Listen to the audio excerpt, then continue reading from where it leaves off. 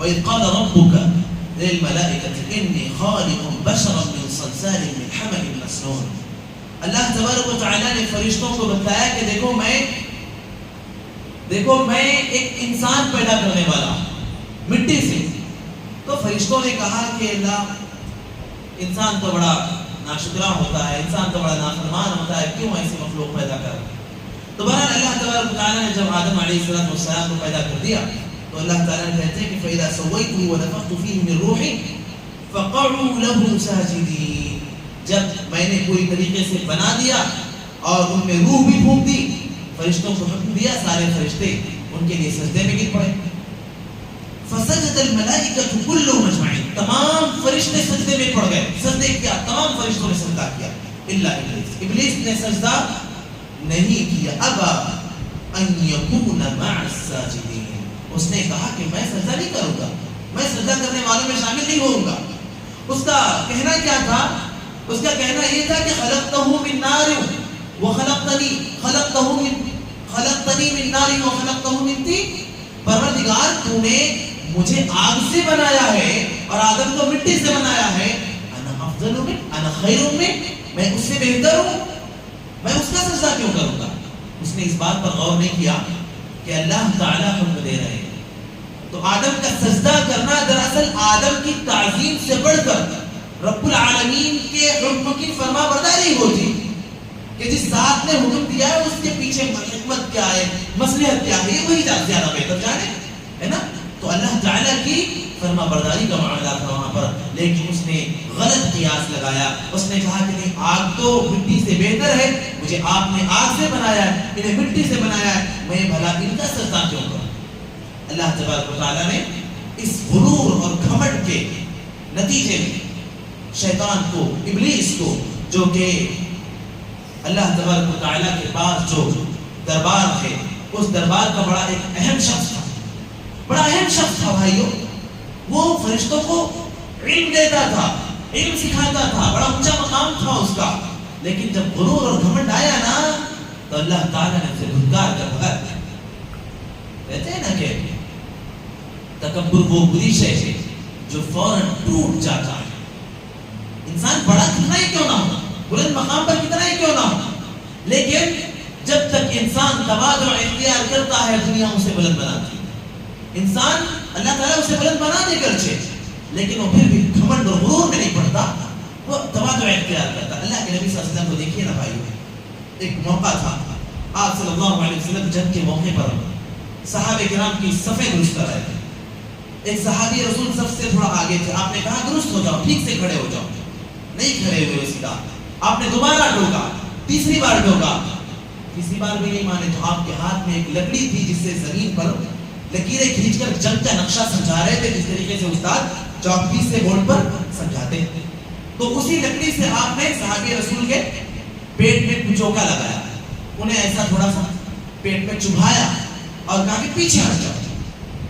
صحابی رسول نے کہا اوجعتنی یا رسول اللہ، اللہ کے رسول آپ نے مجھے تکلیف پہنچائی ہے اور اب میں آپ سے اپنی تکلیف کا بدلہ لینا چاہتا ہوں. آج کا استاد ہوگا تو کیا کہتے ہیں، نکالو اس طالب علم کو کلاس سے باہر، نہیں پڑھانا ہمیں، یا تو یہ رہے گا یا تو میں رہوں گا. ہے نہیں بھائیو، اللہ کے نبی صلی اللہ علیہ وسلم تواضع کے سخت آباد، تواضع کی مثال آپ صلی اللہ علیہ وسلم نے کہا بدلہ لینا چاہتے ہو، ٹھیک ہے، مجھ سے تکلیف پہنچی ہے نا، لے لو بدلہ، لے لو بدلہ. صحابی رسول نے کہا اللہ کے رسول آپ نے مجھے یہ لکڑی چبھوئی، میرے جسم پر کپڑا نہیں ہے، مجھے تکلیف زیادہ ہوئی ہے، آپ کے جسم پہ تو کپڑا ہے، میں آپ سے بدلہ لوں گا تو اتنی تکلیف نہیں ہوگی.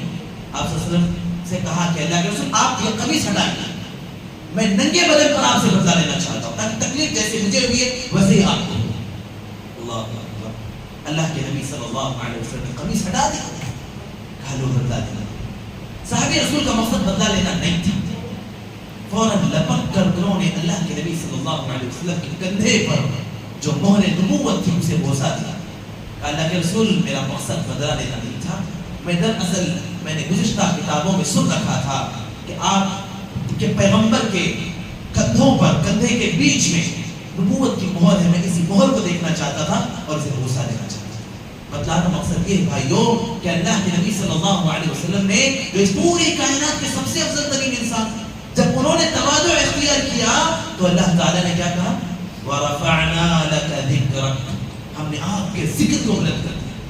اللہ تبارک و تعالیٰ نے اس کائنات کا سب سے افضل انسان آپ کو بنا دیا۔ انبیاء میں، فرشتوں میں، اس کائنات میں جتنی مخلوقات اللہ نے پیدا کی، سب میں سب سے افضل ترین مقام اللہ کے نبی صلی اللہ علیہ وسلم کو دیتے ہیں۔ انسان تواضع اختیار کرے، مقام کتنا ہی اونچا کیوں نہ ہو، تواضع اختیار کرے، اپنے آپ کو زیادہ بڑا نہ بنائے، دنیا والوں کے دلوں میں اللہ تبارک و تعالیٰ اس کی محبت ڈال دیتا ہے اور اس کا بلند مقام دنیا والوں کے ذہن میں پیدا کر دیتا ہے۔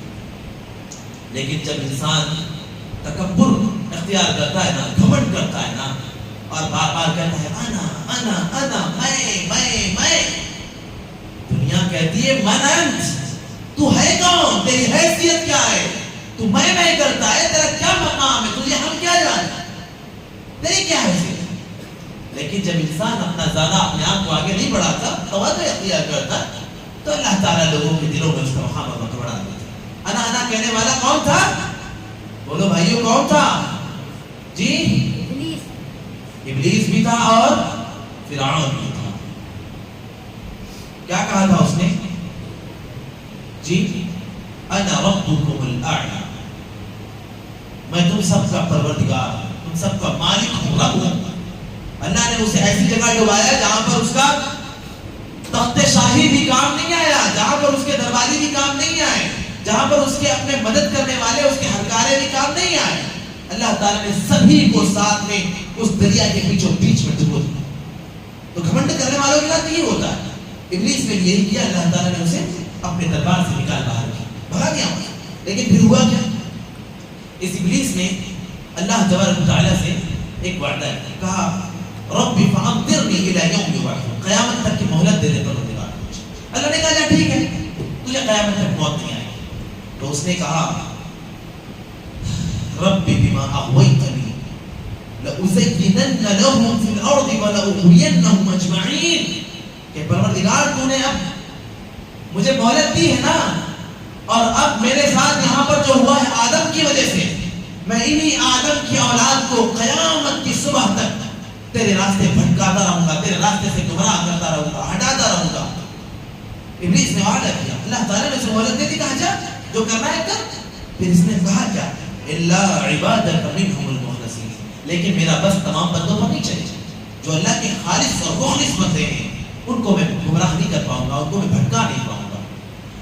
تو یہ ابلیس اور اس کی اولادیں، اس کے چہرے چپاٹے جو اس دنیا میں شیطان کے نام سے ہیں، اس سب انسان کو گمراہ کرتے ہیں، سب سے بڑے دشمن ہیں انسان۔ اب ہم سمجھتے ہیں کہ شاید یہ شیطان یعنی ایسے ہوں گے بڑے خطرناک شکلوں والے، بڑے بھیانک ٹائپ کے، لیکن جب ہم سورۃ الناس پڑھتے ہیں نا تو سورۃ الناس میں اللہ تعالیٰ کیا کہتے ہیں؟ آخری آیت کریمہ پر غور کیجیے، اللہ نے کہا من الجنۃ والناس، یہ جو شیطان جو لوگوں کو وسوسے ڈالتے، بہکاتے، گمراہ کرتے ہیں نا، من الجنۃ والناس، یہ جنوں میں سے بھی ہوں گے اور شیطانوں میں، جنوں میں سے بھی ہوں گے اور انسانوں میں سے بھی۔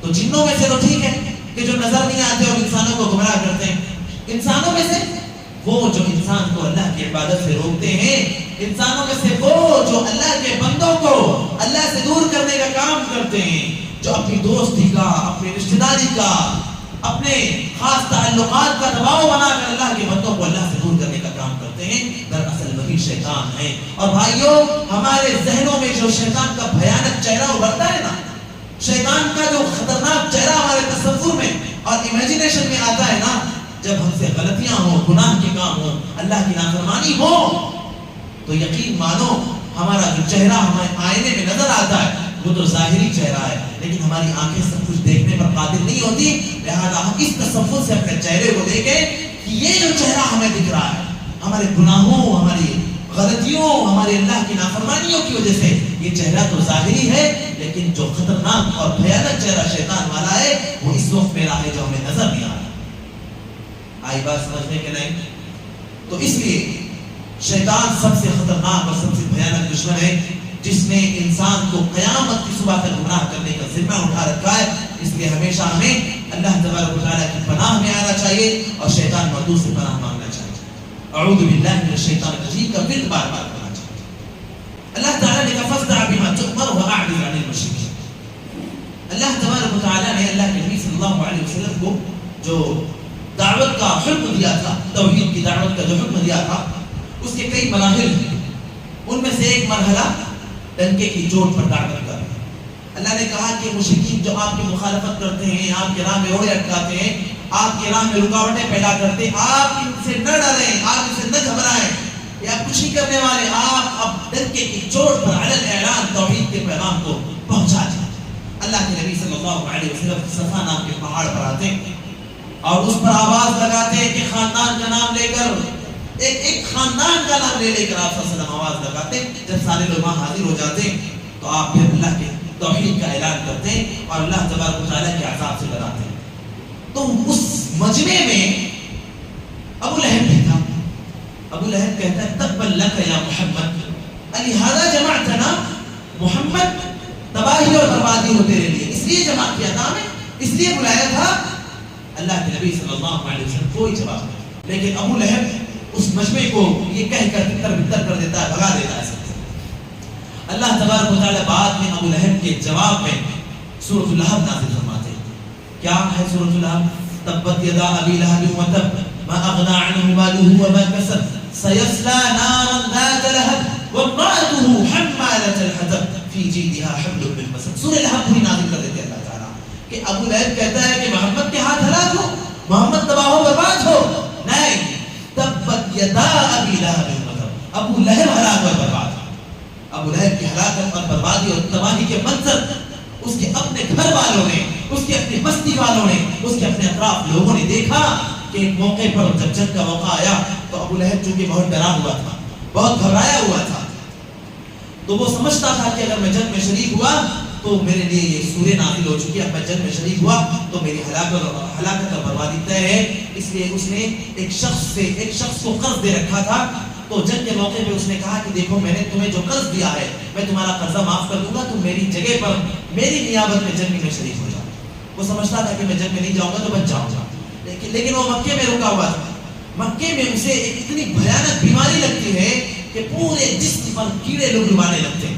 ایسی خطرناک بیماری کہ اس کے اپنے گھر والے اس سے دور ہو جاتے ہیں، اس کے قریب نہیں جاتے.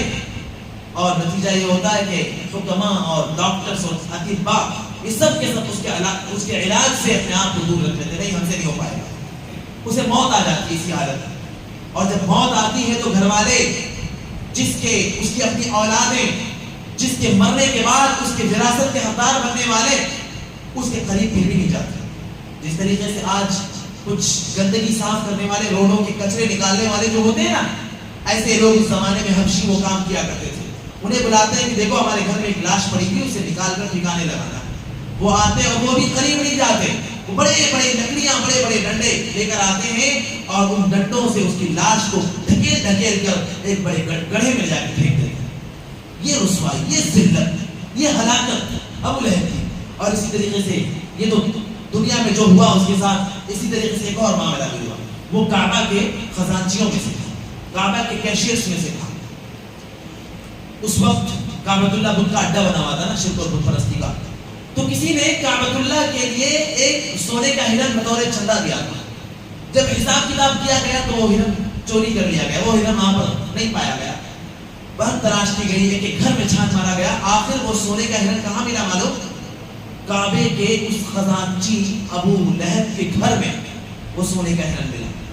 یعنی مکے کا بڑا سردار جس کا بڑا مقام اور مرتبہ ہے، اس کے گھر میں چوری کا ہرن ملا.